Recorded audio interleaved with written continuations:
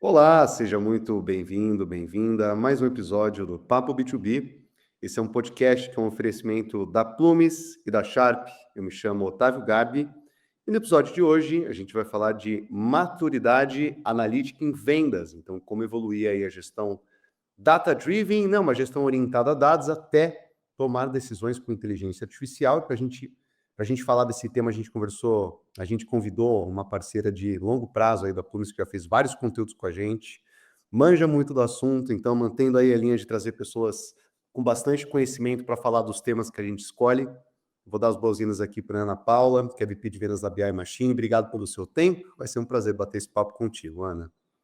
Imagina, Otávio, audiência, uma grande honra, né, te vir encontrar a gente que já co-criou, né, muito conteúdo juntos, Já. então sempre é muito bom, né, estar aqui dividindo mais esse palco virtual contigo e espero que eu possa contribuir, né, com a nossa audiência.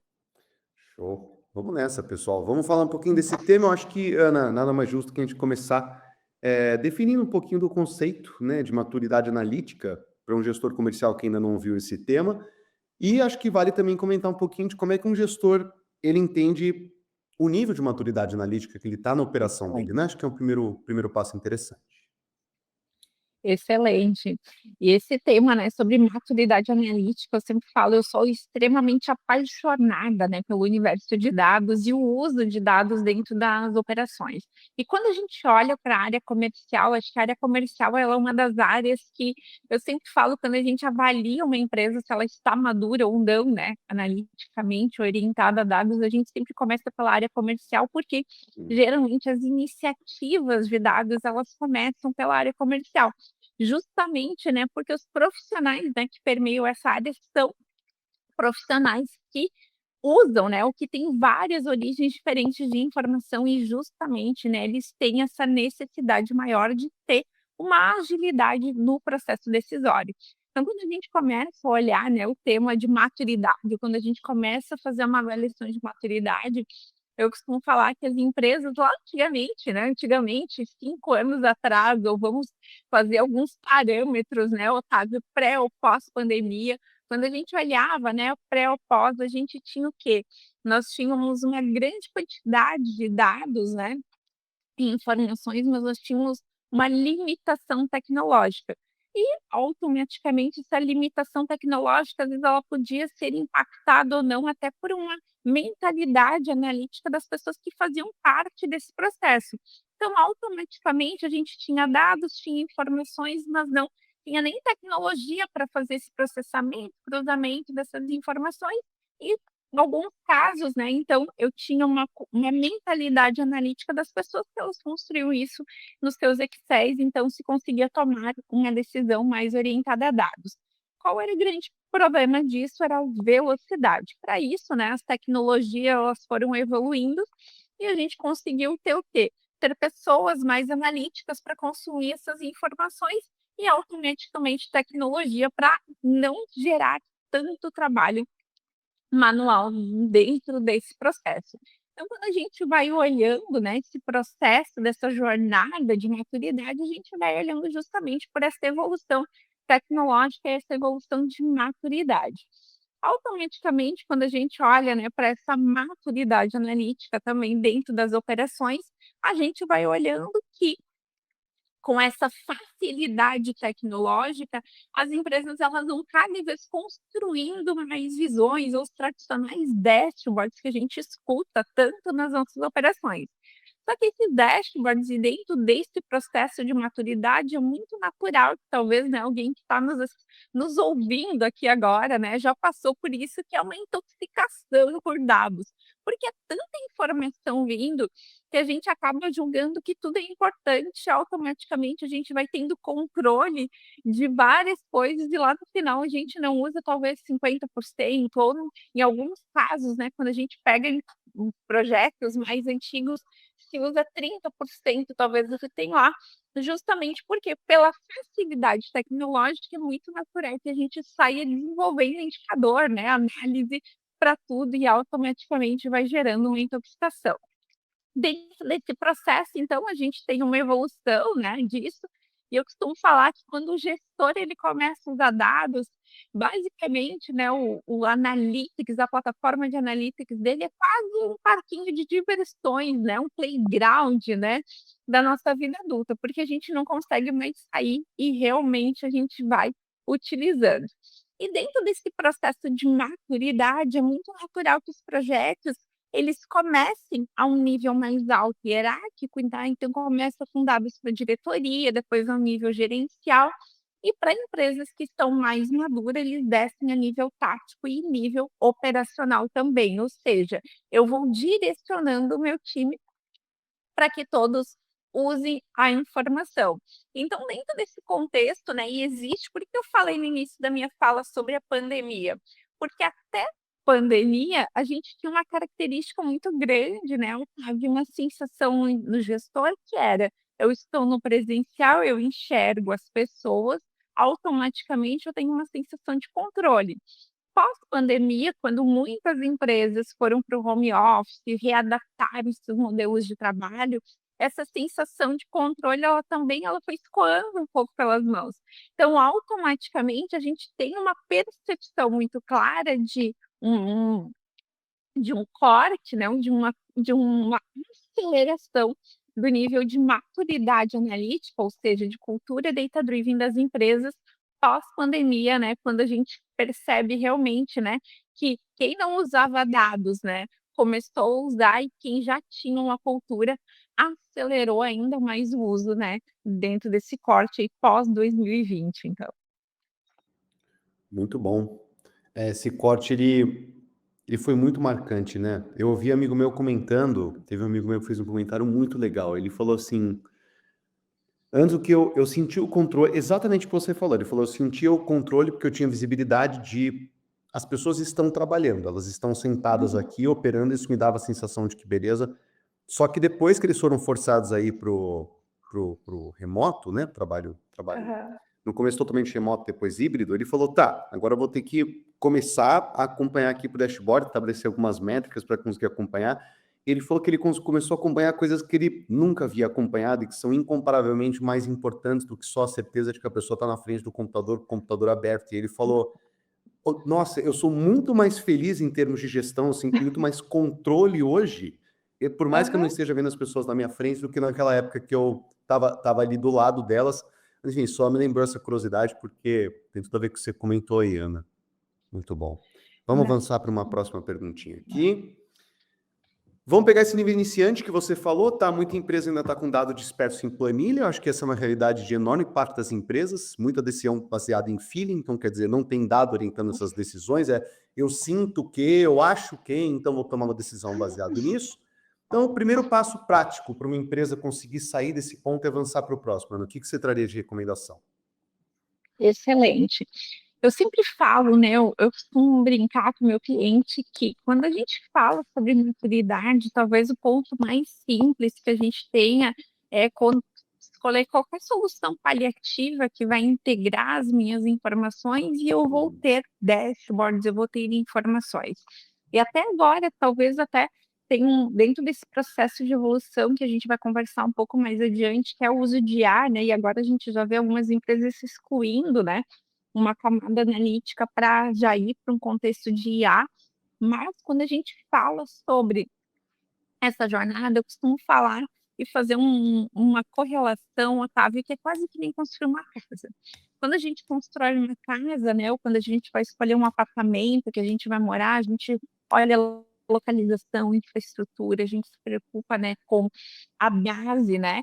A gente não sai, né, comprando primeiro decoração, né, decoração, móveis, a gente Uhum. realmente se preocupa com localização, infraestrutura, né, tudo que vai permear. E obviamente a gente tem, até no Brasil, a gente não tem tanto esse conceito, né, de comprar móveis passageiros, né, como talvez nos Estados Unidos seja algo muito comum, aonde as pessoas compram, né, móveis para determinadas fases da vida. No Brasil, a gente já tem o hábito de comprar um móvel que vai ser um móvel da família, né, talvez que Sim. alguém que está nos assistindo tenha lembranças, né, da casa dos avós que brincou com os primos, então, são casas de 50, 100 anos.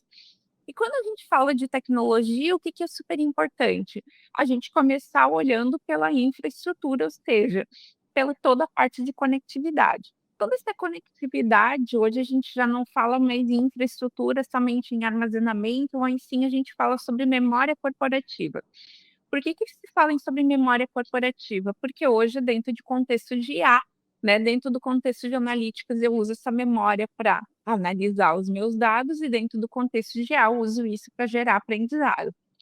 Então, quando a gente está falando sobre o começo, é super importante que a gente olhe para a ferramenta para que eu consiga construir uma memória organizacional, ou seja, eu vou conectar dados, o quão simples essa conexão é. Por quê? Porque não adianta eu ter somente a parte visual, né, e eu tenho um problema de conectividade, eu não tenho um problema eu depender de alguém para atualizar o dado, eu Uhum. tenho um problema de então é super importante que, primeiro, essa ferramenta ela tenha essa conexão. Automaticamente, depois que eu conectei, que eu trouxe essas origens de dados, eu vou propriamente para a parte de visualização. Só que obviamente, né, Otávio, hoje visualização é algo tão sensível, na verdade, já não falo nem hoje, né. Nos últimos anos, né, o mercado ele vem mudando demais. E Uhum. não só o mercado, mas como as pessoas elas vêm mudando. E uma das pautas que a gente vem mais discutindo é a forma como cada um de nós vai usar os dados. Então, assim, eu realmente eu desconfio que talvez nos próximos 2 anos a gente não vai conhecer dashboards da forma como a gente vai conhecer. Tá. Mas aquela memória organizacional, ela vai ser super importante. Então eu comecei, eu construí, e talvez para quem está nos escutando agora, ele vai realmente ter o consumo da informação através de dashboards, mas para que realmente eu consiga construir uma cultura de gestão orientada a dados, e essa cultura de gestão orientada a dados, ela precisa realmente fazer com que todas as pessoas da minha organização, elas utilizem esses dados. É isso que Uhum. faz uma cultura. Então, para mim fazer uma cultura, é super importante que eu coloque todas as pessoas na mesa e comece a identificar.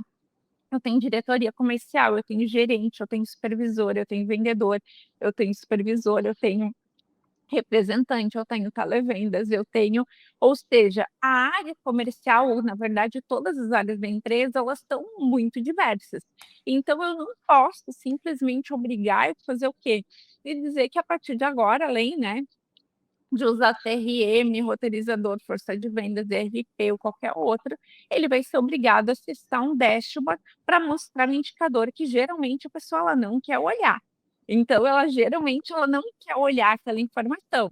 Então, geralmente quando a gente fala sobre cultura de gestão, eu sempre falo, para que o dado ele faça parte das pessoas, o primeiro ponto é que ele não pode ser uma ação que a pessoa faça, e sim é algo que ela receba. Então o dado ele tem que começar a fazer parte do dia a dia. Então eu vou trabalhar com gestão à vista, ter aquele dado, uma informação acionável que ajude, né, o diretor a passar nos setores, saber o que está acontecendo. Por exemplo, eu não quero só olhar faturamento. Faturamento ele me mostra uma coisa fechada, Uhum. mas eu quero saber quantos pedidos, quantas propostas eu perdi, quantas negociações estão em aberto, que etapa de negociação, qual, né, o que está acontecendo e para cada operação tem, ou seja, ele passa, ele já consegue enxergar o que está acontecendo. Eu quero receber uma informação direta no WhatsApp da pessoa, e essa informação ela tem que ser o mais humanizada possível, e aí vem tecnologias como o uso da IA, que nos simplificam e entregam a informação humanizada lá no WhatsApp do Otávio, para o Otávio perguntar e dizer assim: me diz quem é que são os meus melhores clientes que não comprou no ano passado, me Uhum. diz o que está acontecendo, me traz a performance da Ana. Ou seja, eu preciso fazer com que essa informação circule.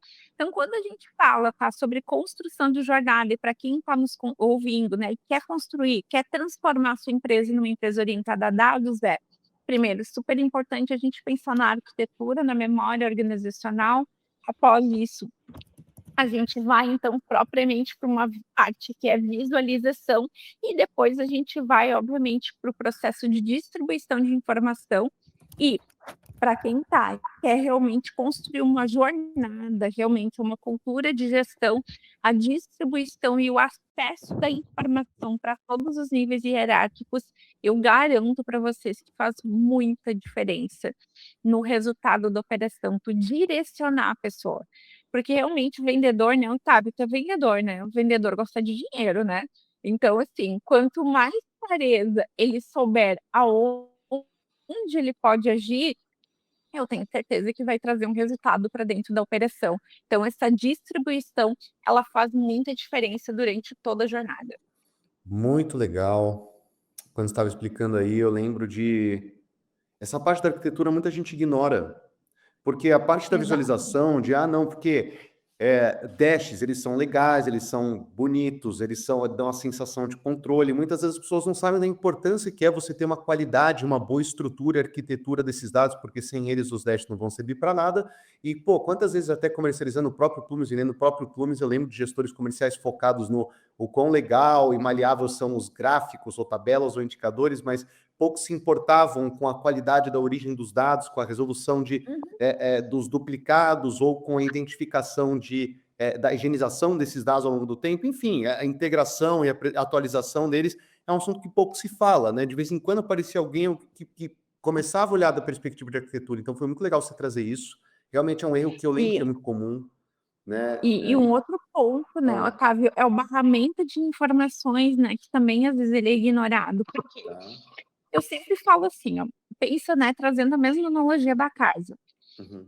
Quando eu vou desenhar lá a minha casa, talvez, né, dentro da nossa audiência, que talvez dentro de cada organização familiar tenha alguém que está muito mais preocupado com a parte visual, né, Uhum. com a decoração, os dashboards e tudo mais, e talvez tenha lá alguém que está preocupado e sabe que para construir a casa vai ter que ter os pilares, uma boa base, uma boa estrutura. Eu brinco sempre com meu marido, quando a gente tem obra, eu não apareço enquanto está em obra, porque realmente eu só atrapalho.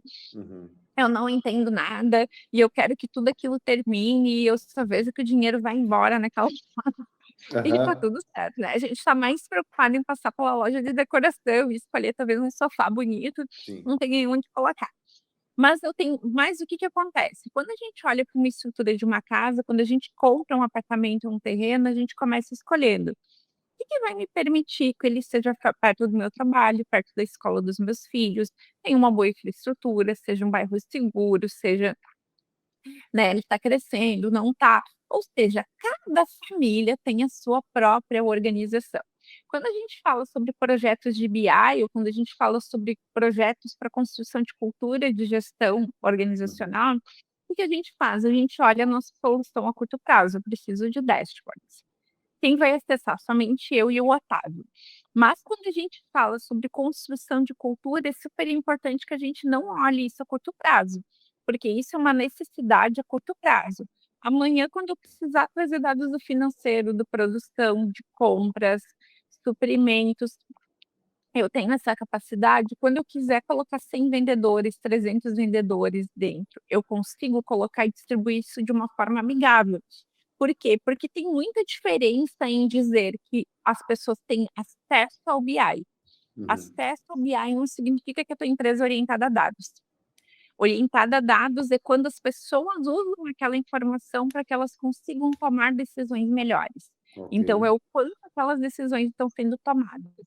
E quando a gente não olha para a nossa estrutura realmente de uma forma de arquitetura, assim como a nossa casa, se eu não me preocupo com etapas importantes, né, depois eu vou ter vazamento, vou ter uma parede rachada, eu vou ter, ou seja, eu estou sempre tendo um retrabalho.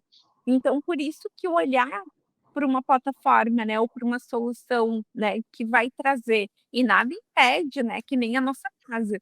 Às vezes eu adoraria ter todos os móveis, pensados, né, projetados, talvez eu já queria ter numa casa, talvez um quiosque, uma piscina, não sei o quê, mas talvez eu não possa ter num primeiro momento. Então, no primeiro momento, eu vou simplesmente construir uma casa básica, vou levar o que eu tinha lá no meu apartamento, a gente vai se virar com isso, mas depois eu posso ir mudando. Então, dentro de um projeto de analytics, é a mesma coisa. Tem coisas que eu posso ir melhorando. Talvez eu não precise usar IA numa fase 1, talvez eu não precise ter gestão à vista, eu não preciso ter 300 vendedores, eu não preciso ter todos os meus sistemas integrados, mas eu tenho essa possibilidade. Assim como também quando eu monto uma casa que ela é planejada, né, ou compro um apartamento que ele é planejado. O apartamento eu vou me mudar, vou ter lá só a minha cozinha e a minha cama, não tenho mais nada de móveis. Legal, mas depois eu vou me mobiliando. Porque tem coisas que você não consegue mudar depois. Tu não consegue tirar aquele prédio e colocar ele num outro lugar. Uhum. Então, às vezes, é melhor tu investir um pouco mais agora, mas tu vai ter ele preparado para o futuro. Muito bom. Excelente analogia, deu para entender super bem. Tem uma perguntinha aqui que eu queria ouvir bastante seus comentários. Tem muita empresa que já está num ponto de já ter dashboards, Uhum. indicadores. Eu lembro que eu conversava com muita gente que já está nesse ponto de, olha, pô, já Ótimo. às vezes tem uma boa estrutura de dados já ou não, mas enfim, já trabalha com testes, indicadores e tal. Mas a questão é a seguinte: o que diferencia um painel que realmente gera boas decisões orientadas a dados de painéis que simplesmente estão ali existindo para ser bonitos e decorarem uma reunião de vendas? Eu queria entender na sua visão. Ótimo. E eu acho que agora ainda está indo, né, Otávio, tem algumas empresas que estão evoluindo, né? Então elas nem chegaram na era de analytics e já eliminaram analytics, já estão da inteligência artificial, porque agora eu não preciso mais nem de um painel bonito, mas eu posso já ir. Quando a gente fala sobre painéis, né, eu vou trazer até um exemplo aqui para trazer essa analogia. Há um tempo atrás, um diretor de uma indústria, desculpa, uma distribuidora que já é nosso cliente, já usa há bastante tempo, quando ele começou, né, escolheu, né, eles escolheram colocar a nossa solução desde o início da operação. Então, eu sou uma empresa jovem, de aproximadamente 7 anos, e com 3 anos eles já utilizavam BI.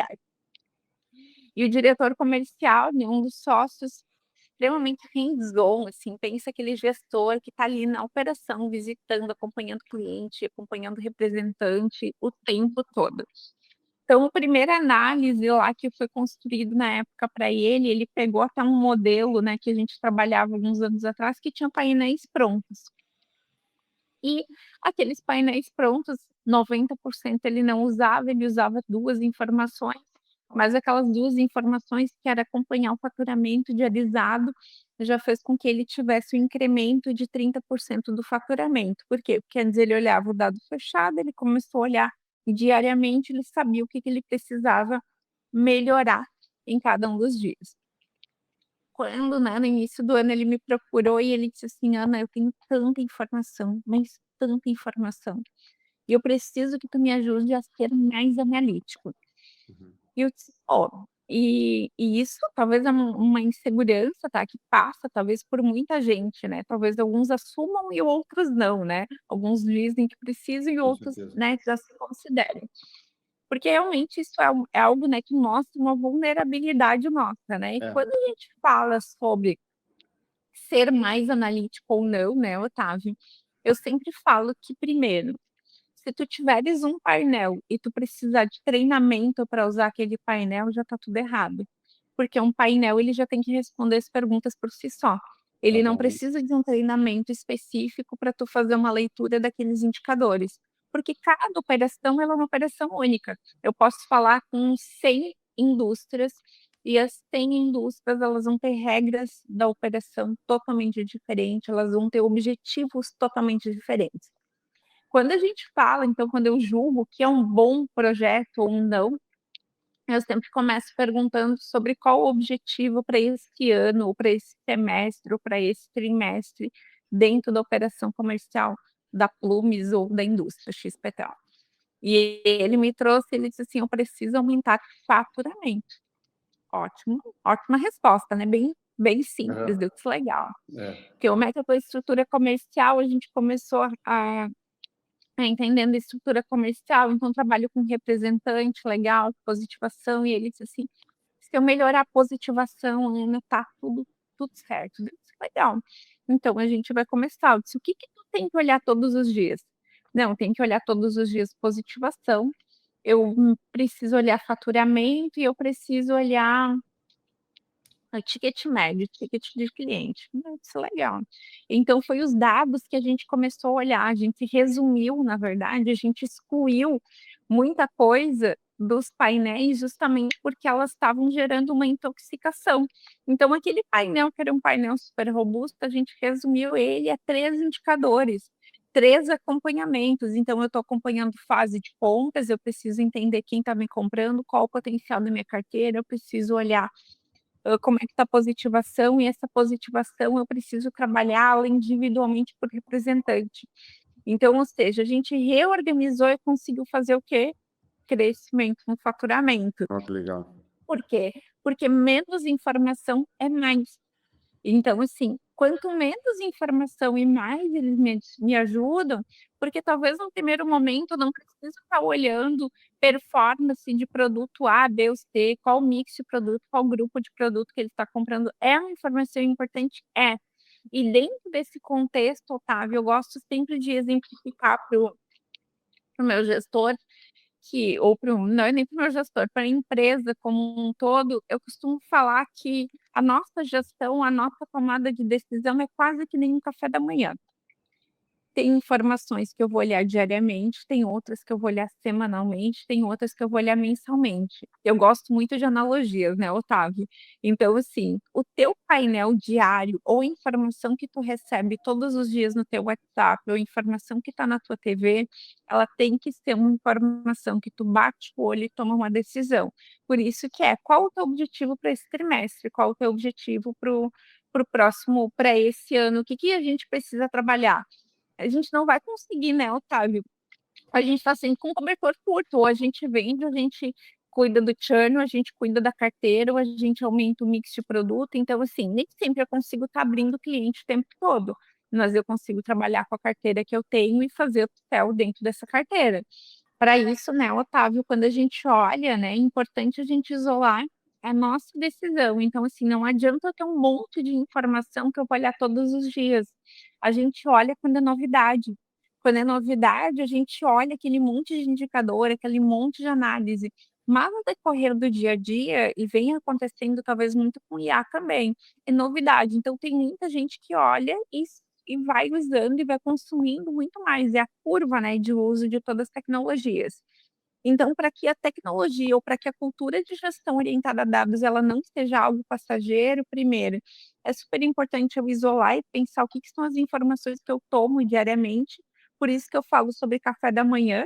Então, cada pessoa ele sai de casa com café da manhã, talvez o Otávio com uma xícara de café, ele passa o dia, vai almoçar, ele está super de boa. Ou seja, qual é o dado que vai fazer com que o Otávio olhe para aquela informação e ele, na posição dele como gestor comercial, ele já sabe dar o direcionamento para o time dele. Qual é a informação que o vendedor tem que olhar e ele já vai conseguir conduzir o dia dele, e assim a gente vai pensando em todos os níveis. Semanalmente, geralmente as famílias têm uma organização que no sábado tu vai parar, tu vai tomar um café da manhã com teus amigos, tu vai tomar um café da manhã com a tua família, ou seja, tu tem um tempo maior de qualidade de análise. E é importante que o executivo coloque na agenda esse tempo de análise. Então, eu vou parar e vou fazer as análises. E mensalmente, ou a cada 3 semanas, aí é aquele café da manhã de hotel, que é um banquetão, que tem lá várias opções, e eu vou realmente parar e vou me debruçar em cima dos dados. Só que como, né, eu vou olhando aquela informação diariamente, mas a informação direcionada com o meu objetivo, quando eu paro para olhar lá no final do mês, eu não tenho que fazer nenhuma ação corretiva, porque eu já fui realizando isso no decorrer do mês. O que que eu faço realmente, eu vou conectando com outros fatores que podem e vão fazer com que eu melhore. Então, por isso que durante o dia eu vou fazendo ações já corretivas em cima daquele objetivo central que foi determinado estrategicamente, semanalmente eu consigo fazer ainda algum ajuste de rota e lá no final eu reviso toda a estratégia. Por isso que eu falo sempre, pensa na estratégia quase que nem um café da manhã. Muito legal. E embora eu acho que muita gente que deve estar ouvindo a gente já tem uma bela lição de casa para ser feita aqui, né, pessoal? Eu acho que a gente não pode deixar de falar do nível avançado também da inteligência artificial, que é uma outra coisa que eu estou curioso para escutar, que é falando de um estágio um pouco mais avançado, né? Como é que a IA entra nessa análise de dados do comercial, além de dashboards tradicionais, Ana? Então, por exemplo, pô, eu quero ter uma melhor previsibilidade se o time vai conseguir bater meta ou não, ou a causa raiz de algum problema, como, por exemplo, uma queda de margem. Como é que a IA está mexendo com isso? O que está mudando principalmente? Excelente, assim. Eu falo sempre que uma organização, né, o analytics, ele faz o quê? É uma operação sempre das analogias, né? Eu espero que a nossa audiência goste dessas analogias, mas eu gosto de trazer porque simplifica. Sim, sim. Quando a gente olha, né, Otávio, organização é um chuveiro. Entrada, tá entrando vazão de água. Receita. Ralo, sai dinheiro todos os dias, ou seja, onde é que eu perco dinheiro. O que o Analytics faz? Ele mostra aonde eu tenho oportunidades de receita e no ralo aonde eu estou perdendo receita, Ok. certo? Uhum. Analytics vem até aqui, aonde Tá. a IA entra na execução. Então, de que forma que a gente contribui? A gente contribui executando essas oportunidades. Então, Tá. vamos falar especificamente da área comercial. Dentro da área comercial, toda empresa tem lá uma carteira gigantesca de oportunidades que estão lá paradinhas, esperando alguém fazer contato. E se alguém fazer contato, entra na nossa capacidade humana de execução. Tá. Então, para que a empresa ela consiga crescer, né? Então, as empresas que estão crescendo, que têm oportunidades, ou mesmo, né, que têm vagas em aberto, para elas crescerem, elas colocam mais pessoas e elas vão ampliando. O que que a gente faz? A gente aumenta essa capacidade organizacional e traz uma agilidade. Então, eu tenho dado, eu identifiquei a oportunidade, para que essa oportunidade seja contatada ou executada, eu preciso de uma pessoa para fazer. Dentro da nossa área comercial, a gente tem uma limitação para fazer, não só na área comercial, mas sim em todas as áreas. De que forma que a IA entra? Primeiro, a gente entra com um assistente pessoal para o gestor, para o vendedor, para responder perguntas em uma linguagem humanizada, direto no WhatsApp, então ele não acessa mais BI.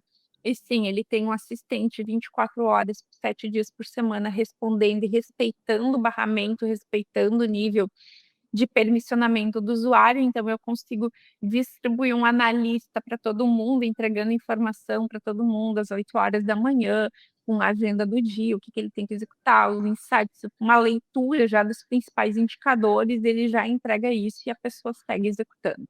Ok. Dentro da camada de colaboradores digitais, a gente vai automatizar a ação. Então, o colaborador digital identificou, por exemplo, que eu estou com uma carteira de clientes lá que não estão sendo contatados. Dentro desse mesmo caso, desse importador, o que que eu faço? Eu tenho um colaborador digital que olha essa carteira, monta uma sugestão de pedido, olha o que que eu tenho em estoque, olha o que que esse cliente já comprou e manda para ele de forma automatizada para que ele faça e o vendedor segue fazendo o relacionamento.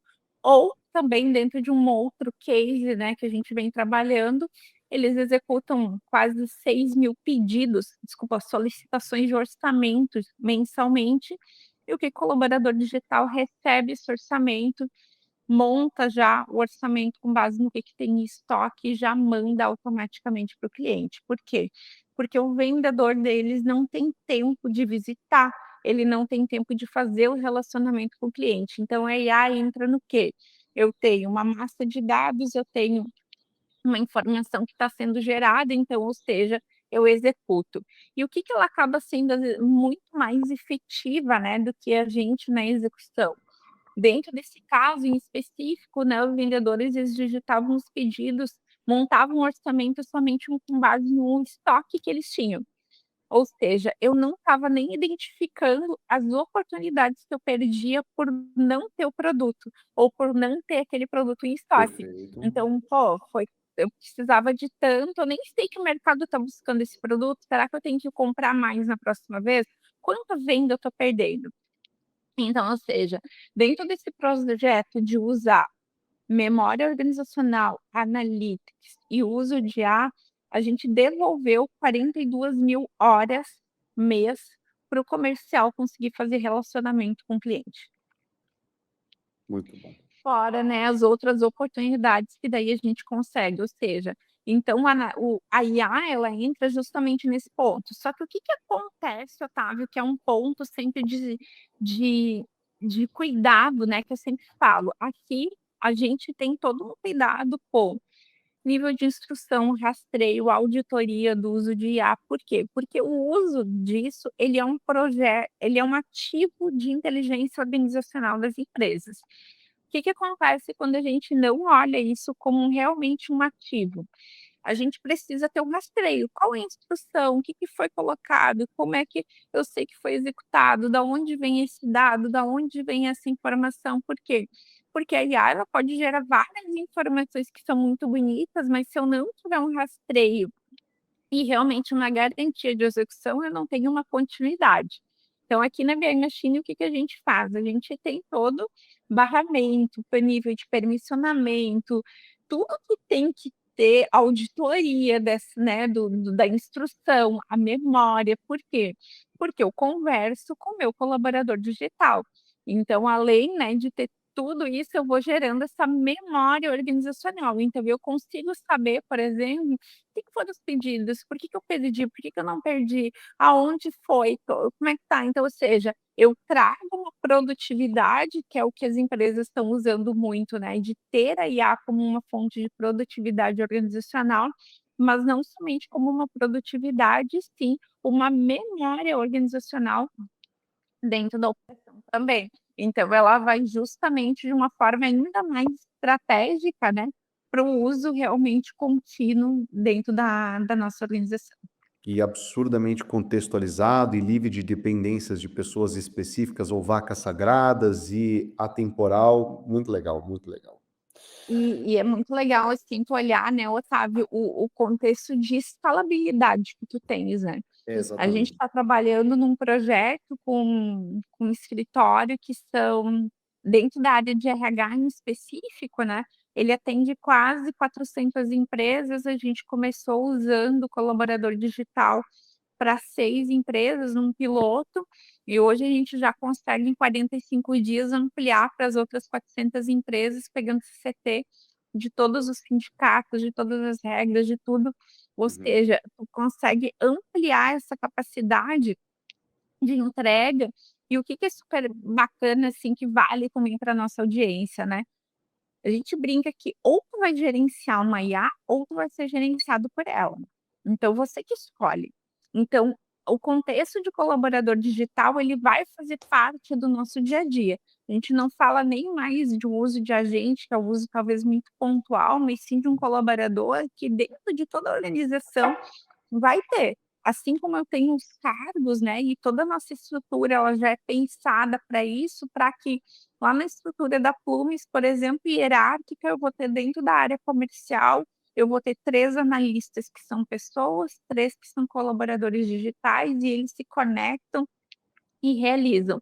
E o gestor, ele vai fazer essa gestão, o RH, ele vai fazer o monitoramento, porque dentro desse processo ele vai ter ações que vai ter um humano que vai estar ajudando ele, que daí dentro disso ele vai ter uma hierarquia de perguntas, e essas informa e ele isso tudo vai se conectando.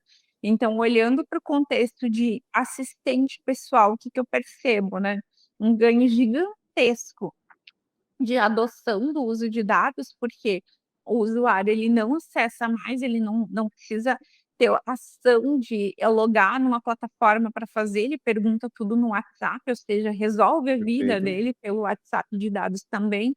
Uhum. E dentro do contexto de colaborador digital, a gente ganha muita produtividade, né, e principalmente uma garantia de execução, porque quase todos os projetos de analytics que não tinham sucesso, quando a gente ia conversar, a primeira resposta que vinha era: "Eu, gestora, não tenho tempo de usar e os meus colaboradores não usam esses dados". Então, por mais que se sabia da importância do uso daquela informação, não se usava. Então, nisso a gente consegue garantir que tudo que eu estou te mostrando de oportunidade, eu consigo executar com IA, mas de uma forma perene dentro da tua organização. Excelente.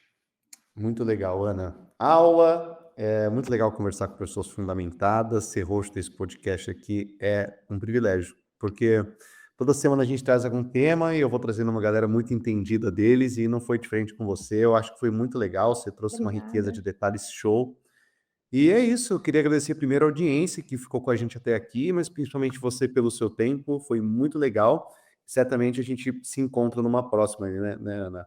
Com certeza, Otávio e, né, o time da Plume sempre, né, é uma honra estar compartilhando com vocês. Espero que eu possa ter contribuído com a nossa audiência.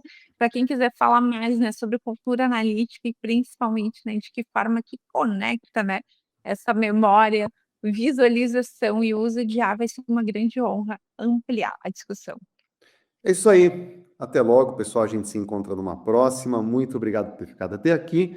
E se inscreve para acompanhar aí os conteúdos, novidades, e ficar por dentro de tudo que a Plume soltar aí. Tamo junto, um abraço, a gente se vê numa próxima. Até mais. Obrigada, até mais.